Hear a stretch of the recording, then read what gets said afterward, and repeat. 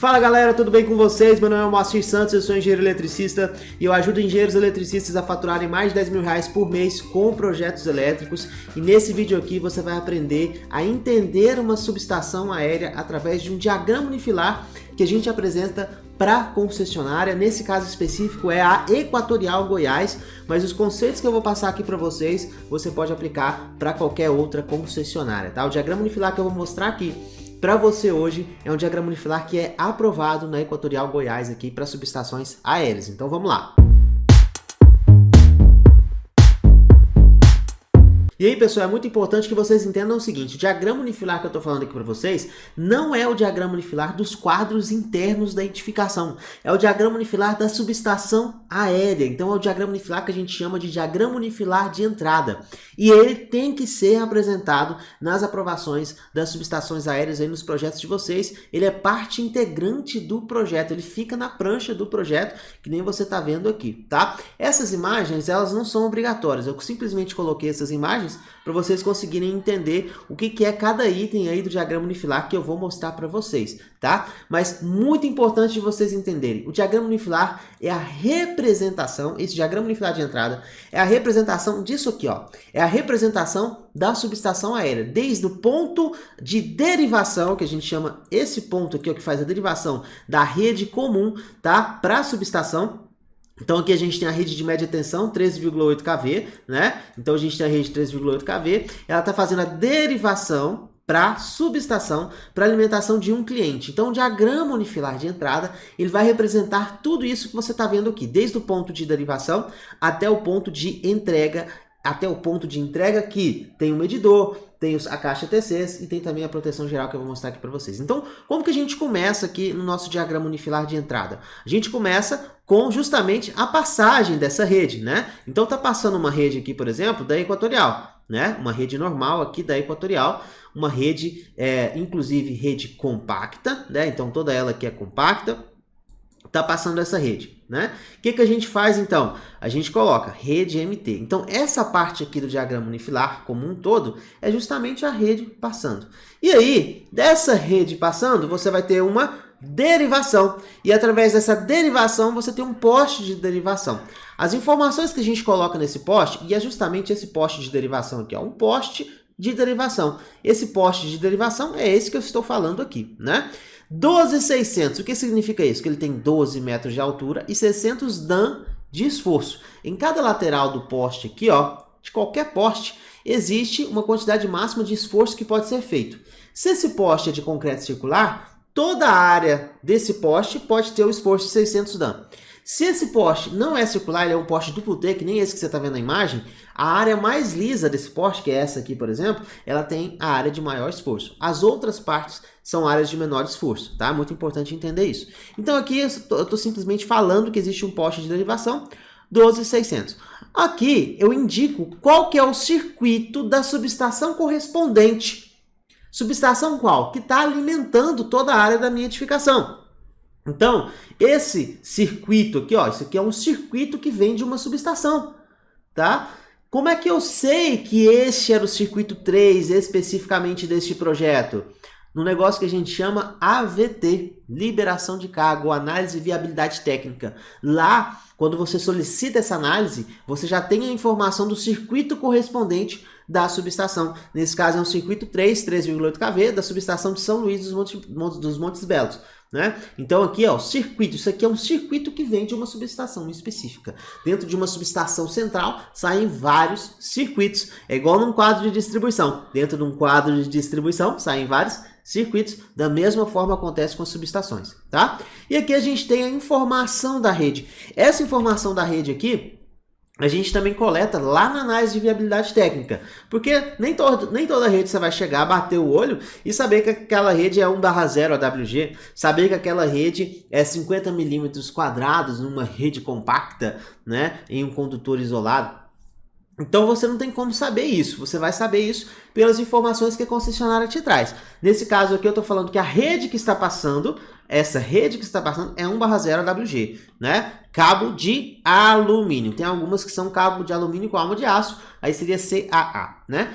3 porque são 3 fases, é trifásico. Então essa rede está passando. ocorre um ponto de derivação. Nesse ponto de derivação, toda vez que você vai derivar para um cliente, a concessionária pede que nesse ponto de derivação tem o quê? Uma chave fusível. Por que isso? Porque se você for fazer manutenção, você desconecta aqui essa chave fusível e consegue trabalhar na sua rede desenergizado, né? E aí você tem justamente um ponto de proteção também.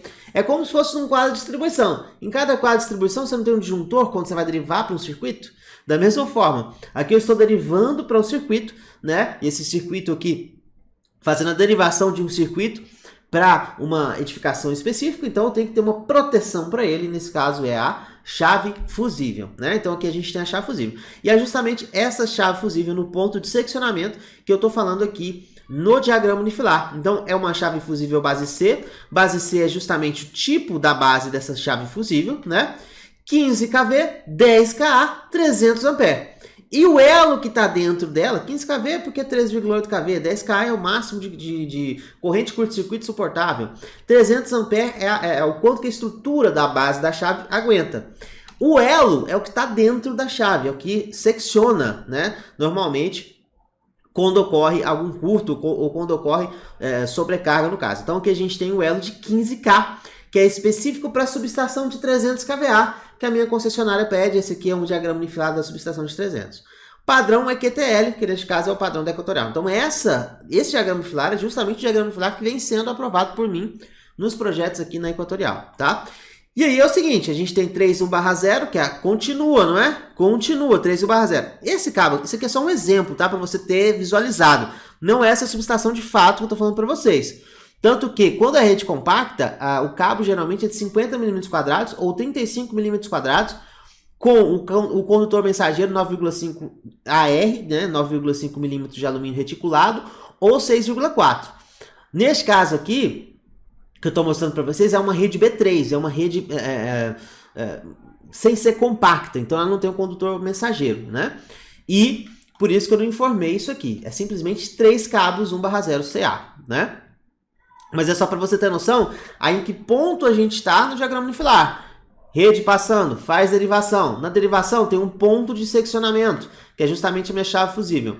Nesse ponto de seccionamento, continua, vai para o para-raio na média tensão. E é justamente este cara aqui, tá? Ele geralmente pode estar na estrutura, como é este exemplo, mas pode estar também no transformador, né? Então, às vezes você tem aqui para-raio no transformador ou para-raio na estrutura. Neste caso aqui, a gente não especifica se ele está na estrutura ou se ele está no transformador, porque já é de praxe aqui na Equatorial que ele esteja no transformador, né? Mas caso você queira especificar isso no unifilar, você pode colocar para-raio na estrutura. Então aqui a gente tem para-raio de óxido de zinco, 12 kV, 10 kA, né? Isso aqui são as informações do mesmo. Padrão Equatorial, é que nem um DPS, ele suporta, ele trabalha na tensão em 12 kV e tem 10 kA de suportabilidade de surto, né?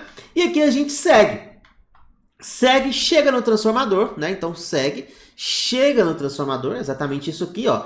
Este ponto aqui representa este ponto aqui, chegando no transformador. E aqui a gente tem um secundário transformador com neutro aterrado. Secundário transformador com neutro aterrado com cabo de cobre nu de 50 mm².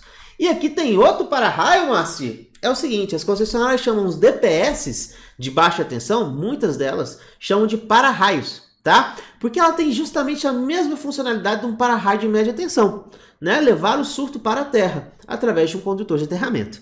Então, neste caso aqui, este para-raio está representando o para-raio, ou seja, o DPS, que vai estar dentro da caixa de medição. Por isso que a gente tem essa simbologia aqui. Justo que ele está falando, ó, para-raios BT, ou seja, para-raios de baixa tensão, de óxido de zinco, 10 kA, 280 volts, de acordo com a concessionária, especificamente padrão Equatorial.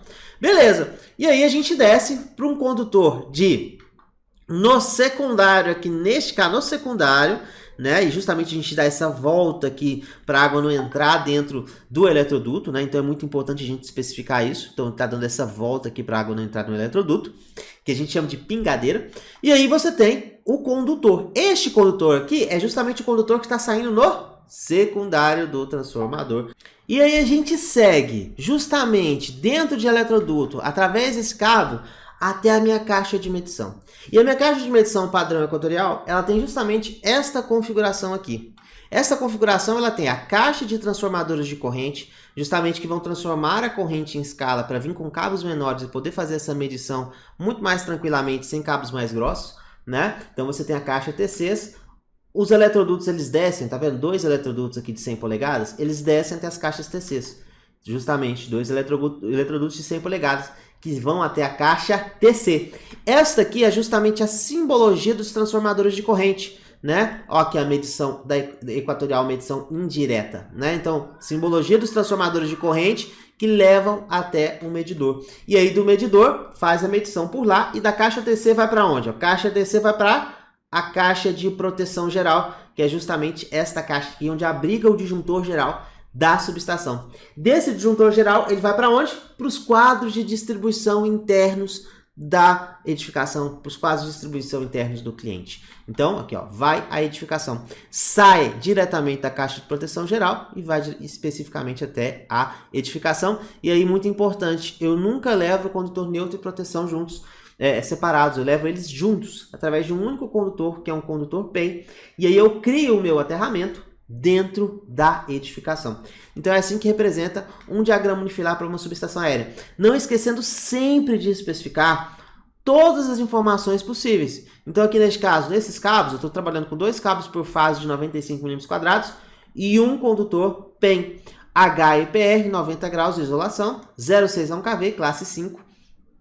Aço zincado por imersão a quente, o eletroduto de 100 polegadas, nesse caso são 2 eletrodutos por causa da quantidade de cabos, tá? Neste projeto. Então é basicamente isso, um diagrama unifilar de entrada aprovadíssimo na Equatorial Goiás. Então é isso, pessoal, espero que você tenha entendido como trabalhar com o diagrama unifilar de uma subestação aérea, tá? Muito importante você pegar esses conceitos, entender por completo e aplicar isso na concessionária que você for trabalhar. O processo é o mesmo, tá? Muito importante entender isso. Espero que você tenha gostado. Não deixa de curtir esse vídeo, compartilhar esse vídeo com seus amigos, tem um botãozinho de compartilhar.